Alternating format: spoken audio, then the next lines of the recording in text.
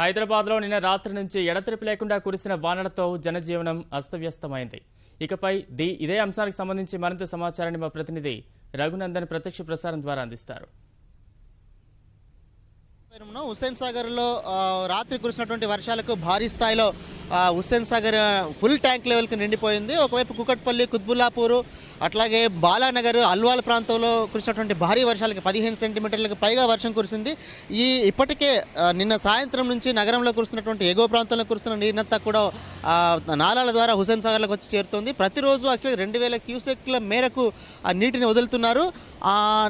దాంతోపాటు నిన్న సాయంత్రం నుంచి భారీగా కురిసినటువంటి వర్షం మేరకు కుకట్పల్లి నాలా నుంచి, అట్లాగే జీడిమెట్ల నుంచి, బాలానగర్, బేగంపేట ప్రాంతాల నుంచి వస్తున్నటువంటి నీరంతా కూడా హుస్సేన్ సాగర్లోకి భారీ ఎత్తున చేరుతోంది. దీంతో ఫుల్ ట్యాంక్ లెవెల్కు మనకు 2-3 అడుగుల అధికంగానే హుస్సేన్ సాగర్లోకి నీరు చేరింది.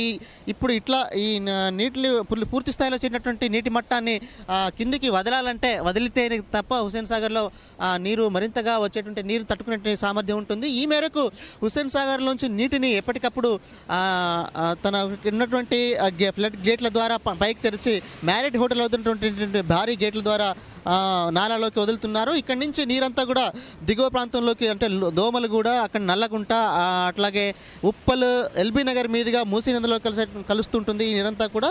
అయితే భారీ కురిసినటువంటి వర్షానికి హుస్సేన్ సాగర్ నిండుకుండలా మారిపోయింది. ఫుల్ ట్యాంక్ లెవెల్ కంటే అధికంగా ఉన్న నీటిని ఎప్పటికప్పుడు మరింత వేగంగా వదలడం కోసం ఇప్పటికే హుస్సేన్ సాగర్ శుద్ధి కోసం ఏర్పాటు చేసిన కట్టలను కూడా తొలగించి ఈ నీటిని నాలలోకి వదులుతున్నారు. ఒకవైపు జిహెచ్ఎంసీ కమిషనర్, జిహెచ్ఎంసీ అధికారులను, ఇంజనీర్లను, ఫ్లడ్, అట్లాగే ఋతుపవనాలకు అనుగుణంగా వాతావరణ శాఖ ప్రభావానికి అనుగుణంగా ఎప్పటికప్పుడు నాలాలని ముంపు ప్రాంతాల్లో ప్రజలను అప్రమత్తం చేసేందుకు, పురాతన భవనాలను తొలగించేందుకు కావాల్సిన భవనాలను నివసించే వారిని సురక్షిత ప్రాంతాలకు తరలించేందుకు కావాల్సిన ఏర్పాట్లన్నీ కూడా చేయాలని చెప్పి అధికారులను కమిషనర్ ఆదేశించారు. మరోవైపు మేయర్ బొంతు రామ్మోహన్ కూడా స్థానికంగా ఉన్నటువంటి కార్యకర్తలను, పార్టీ నాయకులను, అట్లాగే జిహెచ్ఎంసీ అధికారులకు కూడా సూచనలు చేశారు. ఎందుకంటే హైదరాబాద్లో పురాతన భవనాలు చాలా వేగంగా ఉంటాయి. అట్లాగే నిన్నటి నుంచి కురుస్తున్నటువంటి వర్షాలకు అవి నానిపోయి కింద పడిపోయే అవకాశం ఉంటుంది. ఈ మేరకు ఇప్పటికే నోటీసులు ఇచ్చినటువంటి భవనాలు ఉన్న వాటిని సురక్షిత ప్రాంతాలకు తరలించాలి, ఇంకెక్కడైనా కూలిపోయే అవకాశం ఉన్నటువంటి భవనాలను కూడా తొలగించాలని చెప్తున్నారు. అట్లాగే హుస్సేన్ సాగర్లో నిండినటువంటి నీటిని ఎప్పటికప్పుడు తొలగించేందుకు తగిన ఏర్పాటు చేస్తున్నారు. ఇట్లాగే పోలీస్ సిబ్బంది, జిహెచ్ఎంసీ అధికారులు కూడా ఈ ప్రాంతానికి వచ్చి నీటి విడుదలకు సంబంధించినటువంటి పరిస్థితిని వాళ్ళు పరిశీలిస్తున్నారు.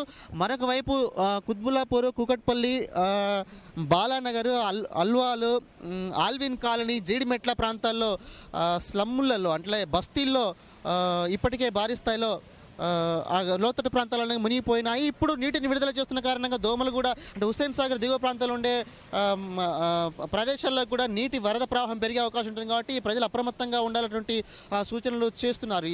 దీనికి అనుగుణంగానే ఇక్కడ ఉన్నటువంటి ప్రవాహాన్ని ఎప్పటికప్పుడు అంచనా వేస్తూ ప్రజలను అప్రమత్తం చేసేందుకు, సురక్షిత ప్రాంతాలకు తరలిపోయేందుకు, అట్లాగే ఎక్కడైతే నాలాలు ఉన్నాయో, రోడ్లపైన నాలాలు ఉన్నాయో, రవాణా స్తంభించిపోతున్నాయో, వీటిని క్లియర్ చేసేందుకు, నాలాలో నిలిచి ఉన్న నీటిని క్లియర్ చేసేందుకు తగినటువంటి ఏర్పాట్లు చేస్తూ అధికారులు ఆదేశాలు ఇస్తున్నారు. కెమెరామెన్ నరేందర్తో రఘునాథ్, ఈటీవీ న్యూస్, హైదరాబాద్.